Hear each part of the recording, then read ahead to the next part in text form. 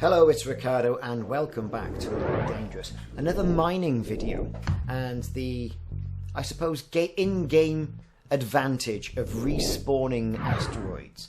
Yes folks, respawning asteroids are a thing, or more importantly, respawning subsurface deposits on asteroids. Now, I did put a video out recently that went through a very laborious process about earning some big money. You needed a ship, subsurface missiles, and a fighter craft. And the idea of this was that you would fly to a hotspot, you'd find a rock with subsurface deposits, you'd fire your missiles at that rock, thus mining the rock. You'd then pick up all the bits from the rock, you'd then get for your ship, you'd get into your fighter, you'd fly 27 kilometers away from your mothership, and if you were lucky and with a good wind, you could then switch back to your mothership and the rock would respawn. No problem, big money to be had, little bit fiddly. Now, however, this is very similar to that method. You mine the rock with your subsurface displacement missiles. All the stuff comes forth, you play the little mini game in the bottom left hand side of the screen, you extract all that lovely material.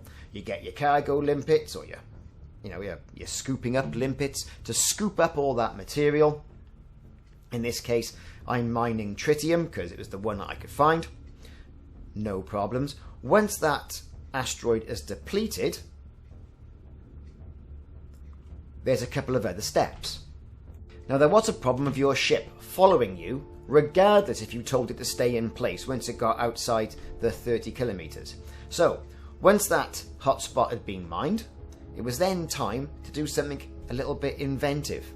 Well, I turned the thrusters of the ship off. Turned the thrusters of the main mothership off. There you are. They are inactive. That ship's not going anywhere, whether it wants to or whether not. Switch to your fighter. Make sure your fighter moves away about 27, 28 kilometers. About that, as soon as you start getting nagged by getting out of telemetry range. So you zoom off, faster than the speed of light. Once you get to 27, 28 kilometers away, same thing. I'm going to turn the thrusters off on the fighter. Now, it doesn't take that long in a fighter to get all the way over there. And once I've done it, and I've turned the thrusters off on the fighter, I can flip back and forth between my respawned asteroid and my fighter in an instant, as opposed to what was happening was that I would flip between the mothership and the fighter. One would have moved, I would have lost my orientation, I would have fire off more limpets to make sure I had enough time the limpet didn't time out, and I was getting in a right mess. This way, by cutting the thrusters off, it's much easier. So there you have it. So I have again gone back to my cutter. There's the tritium deposit on the screen there, that's respawned. The asteroid is right in front of me. All done, no dramas. Now, there is another way as well. Instead of using a fighter, you keep your eye directly on the asteroid, you back off until it disappears, and then you go directly for it again.